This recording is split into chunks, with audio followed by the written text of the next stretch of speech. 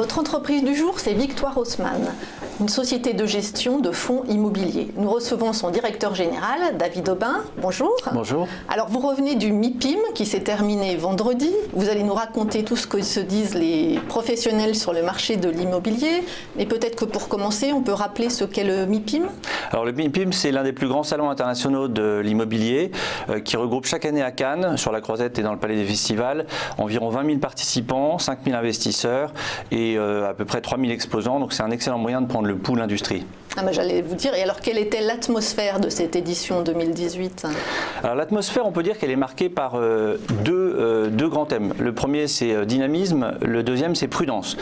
Dynamisme, puisqu'en fait, on est sur un marché où tout type d'actifs, quelle que soit sa nature, sa localisation, son volume, peut trouver en matière à intéresser les investisseurs.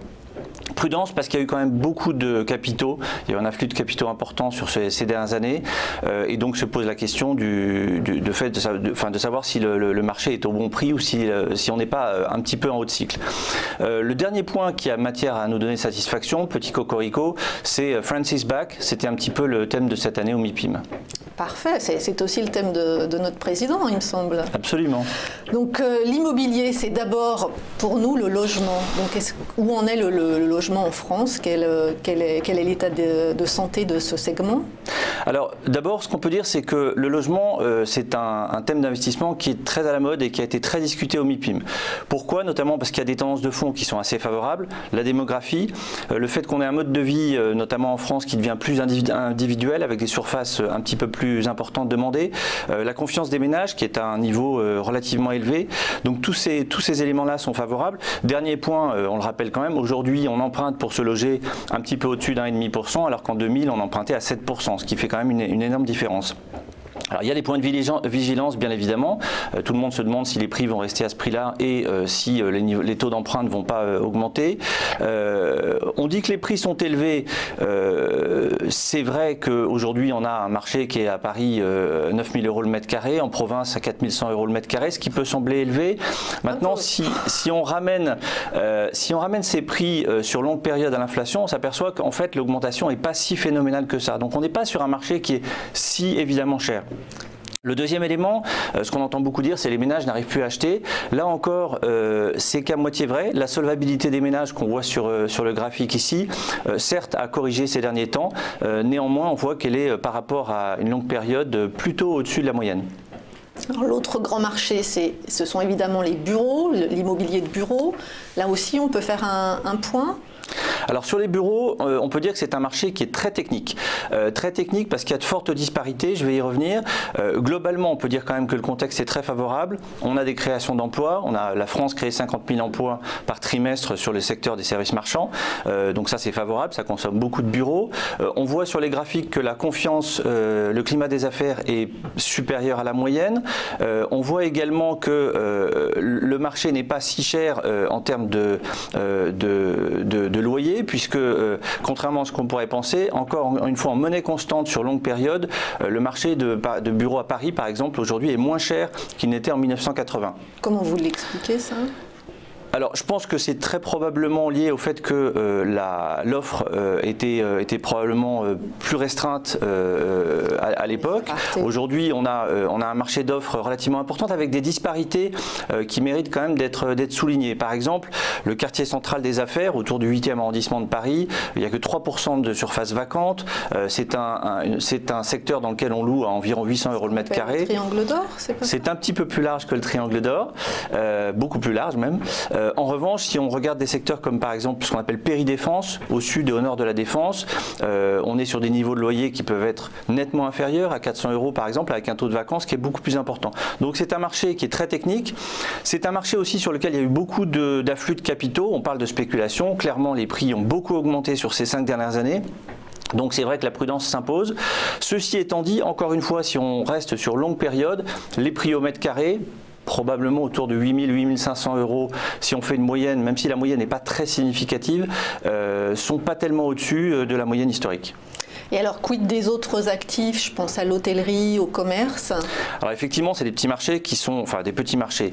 Hôtellerie, commerce, c'est à peu près, ça ne doit pas être loin de 10 milliards d'euros à comparer aux 19 milliards d'euros de volume sur les bureaux en 2017, pardon. C'est des marchés qui ont beaucoup baissé en volume en 2017, pas pour des raisons de défaut d'intérêt des investisseurs, mais plutôt parce qu'en fait il y a eu beaucoup moins d'actifs mis à la vente, donc plutôt une pénurie qu'un manque d'intérêt. Et par rapport à l'international, on compare souvent Paris à Londres par exemple. Où se situe le marché français de l'immobilier? Alors, il y a du mieux, mais ce n'est pas encore ça. On a eu donc sur l'immobilier tertiaire 27 milliards d'euros de transactions en 2017, ce qui était à peu près similaire à ce qu'on a vu en 2016 et 2015. Clairement, l'effet Macron n'a pas encore joué. Il faut se souvenir que jusqu'à mai 2017, on était dans une phase préélectorale quand même avec des incertitudes qui ont un petit peu pesé. Dans le même temps, 27 milliards d'euros, ça se compare par exemple à une Allemagne sur laquelle il y a 56 milliards d'euros de transactions en 2017. Ça se compare à une Angleterre sur laquelle, malgré le Brexit, on est à 86 milliards d'euros de transactions en 2017. C'est plus 46 par rapport à 2016. Donc il y a de la marge de progression. Mais vous pensez que le Brexit a influé ou on attend justement qu'il soit effectif pour qu'il y ait un mouvement au niveau de l'immobilier? Alors très clairement, il y a eu un redéploiement d'actifs, un certain nombre d'investisseurs du monde entier qui ont commencé à reventiler leurs actifs depuis l'Angleterre vers le continent. D'accord. Et au regard de tout cela, pour 2018, quelles sont les perspectives de ce marché immobilier? Alors les perspectives, encore une fois, elles sont dominées, je disais tout à l'heure, dynamisme et prudence.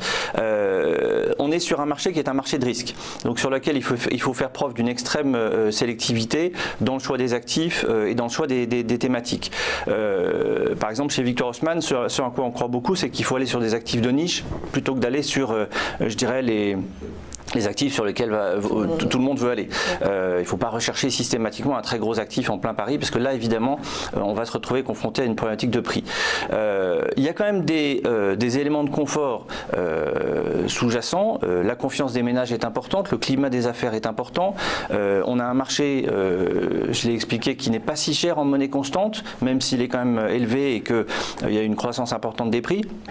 Et puis enfin, on est dans un contexte de taux qui reste encore aujourd'hui extrêmement favorable. Alors justement, les taux, c'est là-dessus qu'il faut être notamment vigilant, puisqu'on parle beaucoup de la remontée possible des taux et du fait que les banques centrales seront assez prudentes. Ceci dit, moi je pense qu'il y a un autre sujet dont on parle un petit peu moins, qui est la prime de risque dans les taux de financement. C'est-à-dire que quand les banques deviennent inquiètes, c'est pas nécessairement la hausse des taux d'intérêt elle-même qui va jouer, mais ça va plus être la façon dont elles price le risque.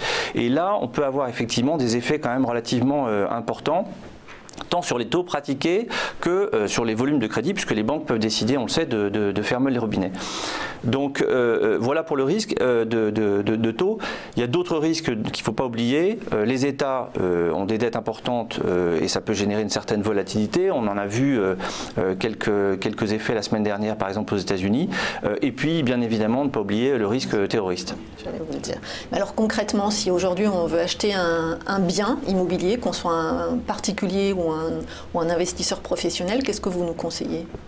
Alors, il y a, je dirais, trois grands axes. Le premier axe, c'est le rendement.